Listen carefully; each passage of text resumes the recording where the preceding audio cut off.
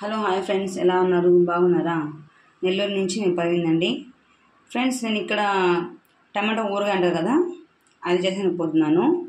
దానికి కావాల్సిన పదార్థాలు ఏంటంటే, నేను ఇక్కడ 2 కేజీ టమాటోలు తీసుకొని శుభ్రంగా కడుక్కొని గుడ్డతో తుడిచేసి క్లాత్తో గింజలు లేకుండా మొత్తం సన్నగా తరిగి పెట్టుకున్నాను. ఇలా ఇప్పుడు నేను ఇది ఏం చేశానంటే, స్టవ్ మీద కాసేపు ఉడకనిచ్చేస్తాను.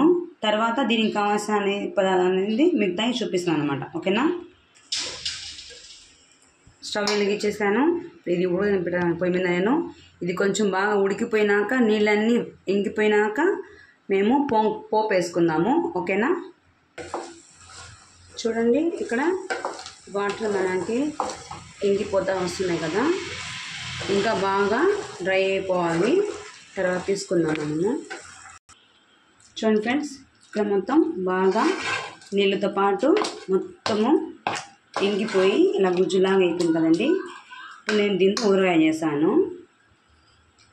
మనకి 7 స్పూన్లు కారం తీసుకున్నాను. మీకు ఇంకా ఎక్కువ కావాలి, స్పైసీగా కావాలంటే ఇంకొంచెం వేసుకోవచ్చు, అది మీ ఇష్టము. నాకైతే సరిపోద్ది. ఇక్కడ వచ్చేసి మనకి ఒక పిడికిడ చింతపండు కొంచెం నీళ్ళల్లో అలా తడిచిపెట్టుకున్నాను అనమాట. తర్వాత ఇక్కడ వచ్చేసి 7 ఎండుమిర్చి తీసుకున్నాను. ఒక పిడి కూడా కరివేపాకు శుభ్రంగా కడిగి ఎండబెట్టుకున్నానండి ఫ్యాన్లోనే. ఇక్కడ వచ్చేసి 2 ఉల్లిపాయలు తీసుకున్నాను, తెల్ల ఉల్లిపాయలు ఒలిచిపెట్టుకున్నాను. ఇది కూడా ఇప్పుడు పోపుకు కావాల్సిన వస్తువులు: ఆవాలు, జీలకర్ర, ఉప్పు తీసుకున్నాను. మనకి ఎంత ఉప్పు అయితే కావాలో అంతే వేసుకుందామండి.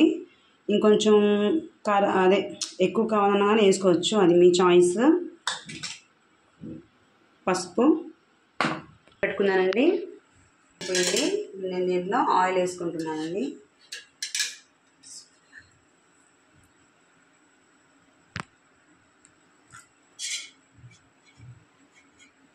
దగ్గర ఒక 1/4 కేజీ కన్నా ఎక్కువే పడుద్ది. నేను 1/4 కేజీ నూనె వేసాను, సరిపోతుంది అనుకుంటాను.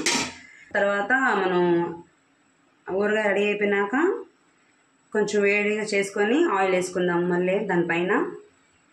నేను మెంతులు, జీలకర్ర, ఆవాలు కొంచెం దూరగా వేయించుకొని పొడి చేసి పెట్టుకున్నాను. ఇది కూడా నేను ఇవి వేసేస్తున్నానండి.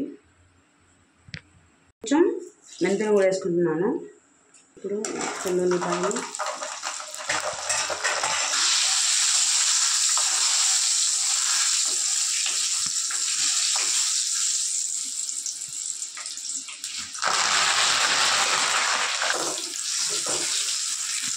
చింతపండు కూడా వేస్తున్నాను.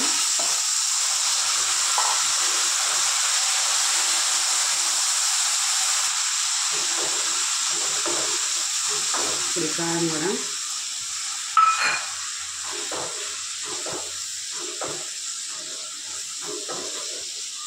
పసుపు,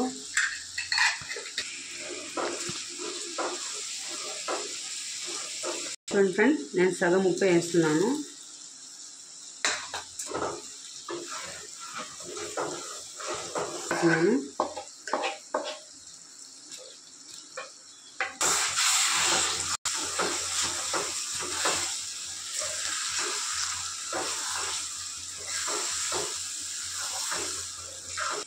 కొంచెం ఉప్పు తక్కువ ఉంది, నేను ఇంకొంచెం ఉప్పు వేసుకుంటున్నాను.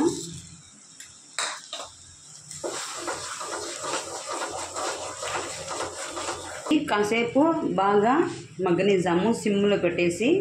మనకి ఆయిల్ మొత్తం బాగా రావాలి. చూడండి ఫ్రెండ్స్, వచ్చినాయి కదా, మనకి సైడ్లో మొత్తము ఆయిల్ వచ్చింది కదా. నేను ఈ మధ్యలో 5 మినిట్స్ తీసి కలబెడతానండి. ఇప్పుడు ఇక్కడ ఏదైతే మనం పొడి దంచుకున్నాం కదా, అది వేసుకుంటున్నాను.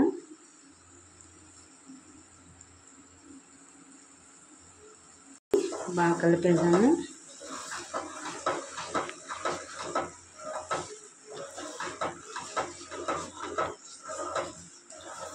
చూడండి ఫ్రెండ్స్, రెడీ అయిపోయింది. ఇప్పుడు నేను ఏం చేశానంటే స్టవ్ ఆపేస్తాను. స్టవ్ ఆపేసినాక ఇది తీసుకుపోయి ఫ్యాన్లో పెట్టేసి బాగా చల్లారిచ్చినాక, ఇక్కడ కూడా నేను పక్కన వేడి చేసి పెట్టుకున్నాను అనమాట ఆయిల్ కొంచెము.